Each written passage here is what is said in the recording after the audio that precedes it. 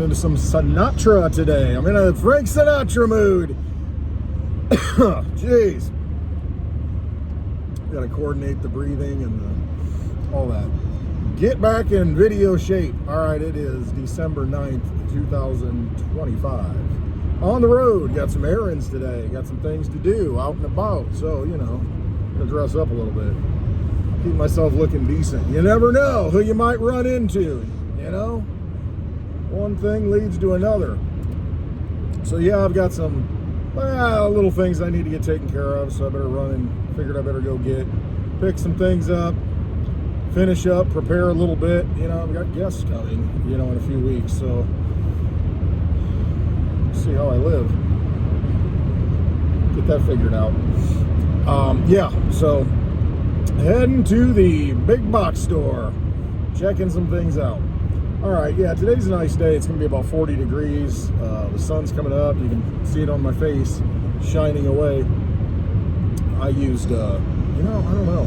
My beard is really soft today. I used some new soap. I got some Castile soap and I mixed in a little tea tree oil drops, and man, it is soft as can be. It feels really good. I feel fresh and clean, you know, refreshed. And the hair's a little bit different too. It's lying down differently than it normally does. So I don't know, little things. I'm trying to get off all this unnatural stuff. Not that the shampoo that I have is not, you know, you go and pick some up, big bottle of it, and then you read the ingredients and it's like all the parabens and fragrances and all the garbage, and I'm like, I am trying to whittle away. I said yesterday, simplify. That's what I'm trying to do. Be as simple as I possibly can. And let me turn this down. Old Frank is gonna be singing My Way next. I like that song. That might be the song to ring in the new year. We'll see. That's yet to be determined. I got to get a playlist together, get that going. But yeah, try and simplify things. That's what I'm trying to do. Simplify. Much more peaceful. Cut out all the fat. Cut out all the ingredients. Unnecessary things. You know. I was looking at the realtor, the housing market. Delistings skyrocketed, I think, in October. I think it was October, the numbers. Anyway, the latest numbers that are out say that delistings are increasing. And what that means is more people are taking their homes off the market. There's several factors. I think a big one is that you put it on the market and the market's kind of, it's weakening. Costs are really high in a lot of these areas. The interest rates haven't really come down. There's not a lot of buying incentive unless you really need to be somewhere. So people who have their homes, they figure, you know, why am I selling it? Because the problem is, where are you going to move to? Unless you're moving into a retirement village, a nursing home, or something like that, you just hang on to the house. So you got a lot of houses sitting out there that have, 3 or 4 bedrooms, and you got a couple living in it, maybe even a single person. And it's, it's space that could be used by other people more efficiently, but there's no sense in selling the frickin' thing, because where are you going to go? If you want to find something in your area, you're going to have to find something comparable. So why would you give up your home to buy something similar in the same area? So, there might be some circumstances, but why would you do it? And so most people are, screw it. I can't get what I want. I want to get more, they're wanting to get more money, thinking the price is still going up, and because they're used to the price going up. Well, it's not going up anymore. It's flattening and starting to turn over. So I'll just delist the house. So that's fewer housing units on the market and makes it more tough. It's a pinch. I don't see a lot of new construction either. I mean, there are periods where it's just booming and where you got things going up, but I see very little new construction. So I don't know, man. If you're out looking for a house, not a good time. My mother pulled out a bunch of archived, she saves everything.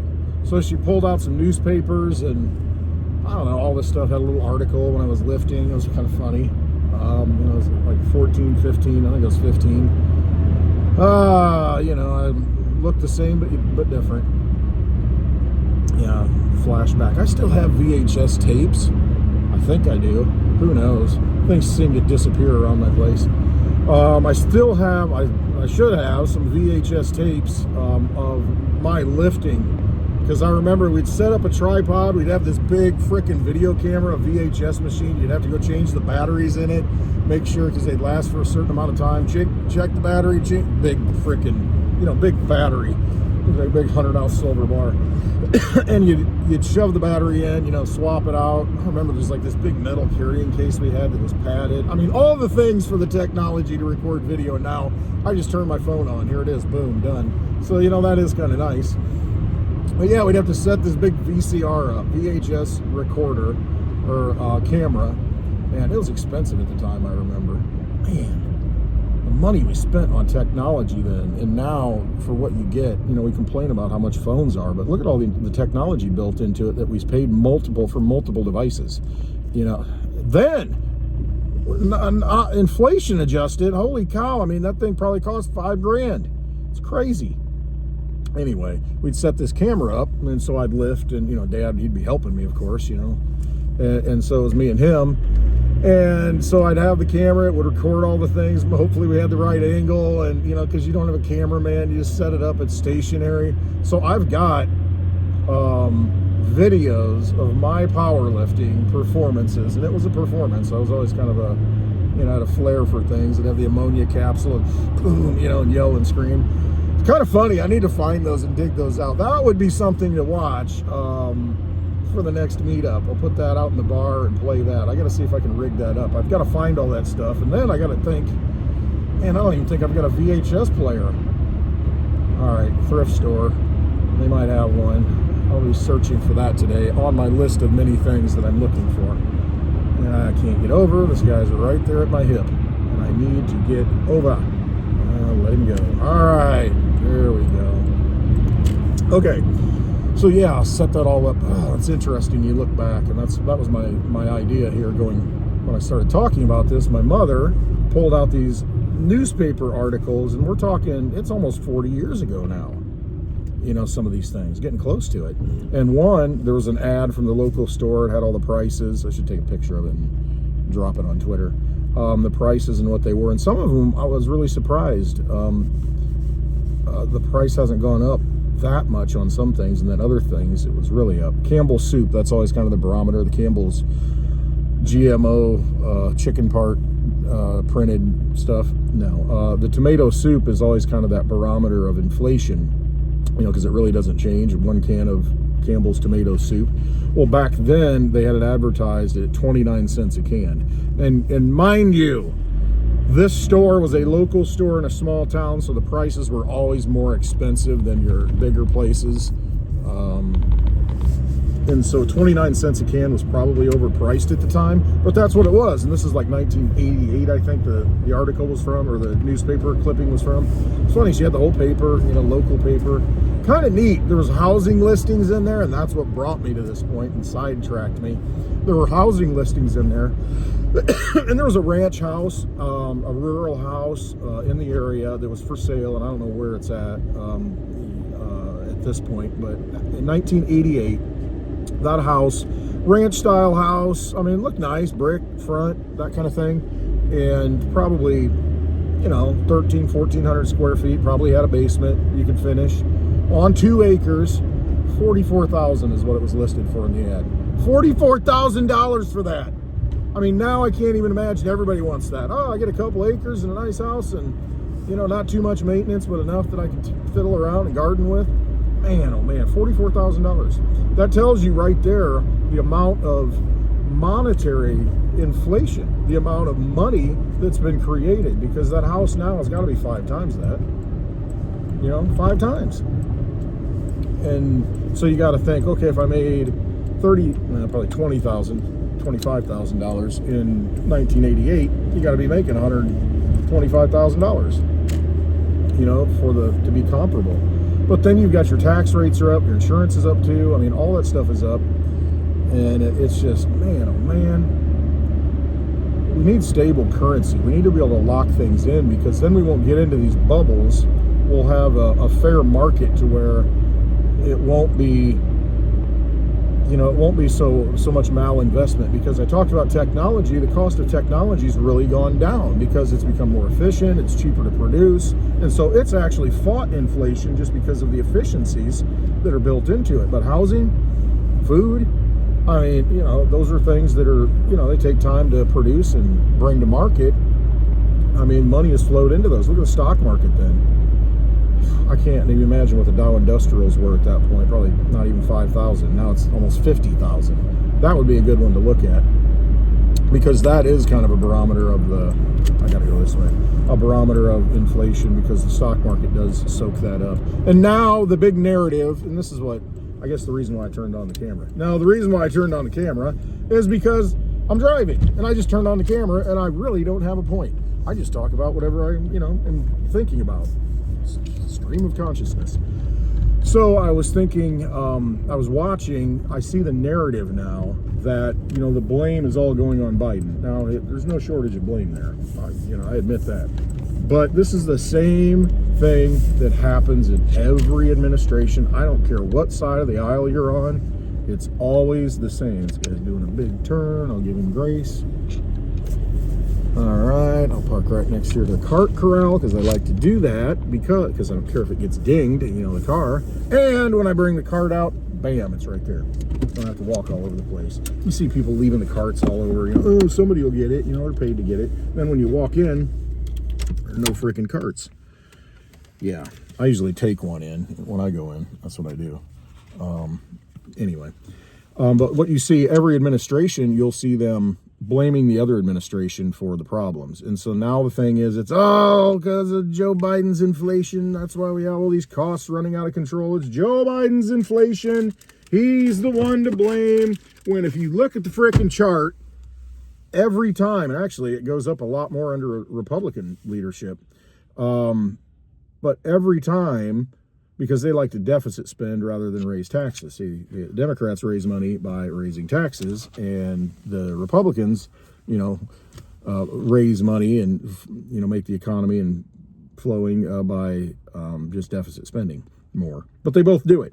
And then, yeah, Joe Biden, you know, put us into debt, but you got to realize during COVID, and you can use that as an excuse all you want, but that's a bunch of BS. All that was an economic, a mini economic reset. They created, in totality, around $10 trillion during that time period, under Trump's watch. So, you know, for him to come out and say that, oh, it's all Joe Biden's fault, and the thing is, a lot of this is lagging. You know, it takes time for all this money to start flowing through the economy. So you start seeing it under Biden, even though it was created under Trump. And it's really created under the Congress under these presidents. The president just, you know, rubber stamps it. So they're to blame, too. But Congress just, you know, they boom, boom, boom, just pass it right through. They love it. It liquefies the system. There's more money for the grease that goes around and all their little pet projects, and they get their kickbacks, and it's all a big vicious vampire casino cycle. But yeah, to blame this all on Biden, give me a break. Let's be honest, people. I mean, this is why we're in this problem that we're in, and this catastrophe that we're in, is because it's me versus you. It's right versus left, and it's that same old crap paradigm. And until we break out of that and realize it's them against us, then we're just going to keep repeating the same mistakes. I mean, nothing's going to get better. It's just not. My guy's in control, so I'll get a few more goodies than I did last time. And, you know, it's just all BS. You know, until you fix the money, nothing's going to get fixed.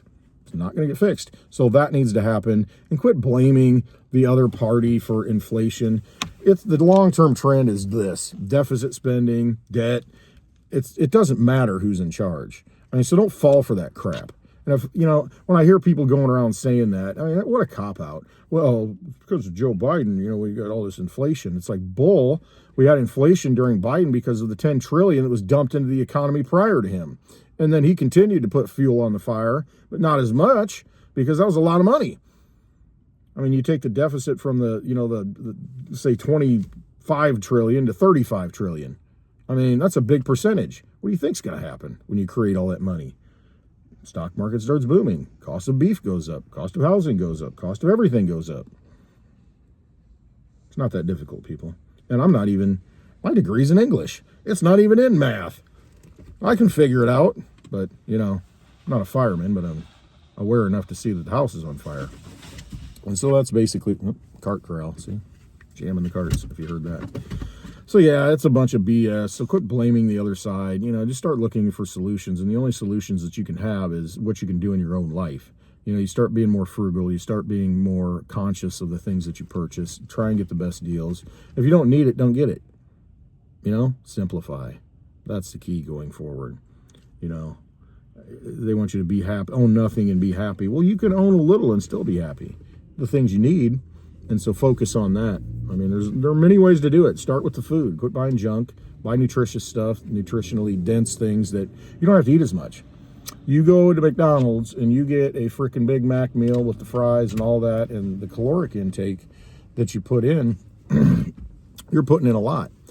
And you're going to be hungry because you're not getting any nutrition. So if you get things that are highly nutritious, yeah, they cost more money, but you don't have to eat as much of it. So really you're winning in the longer term, and you're healthier, and you're not going to have as many problems that are going to cost you more down the road.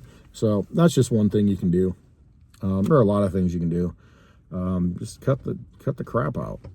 Just focus on what you need, and quit playing in the freaking vampire casino, and quit being deceived by it. That's the main thing. So many people are still deceived by it and not awake. You got to wake up first and have some awareness.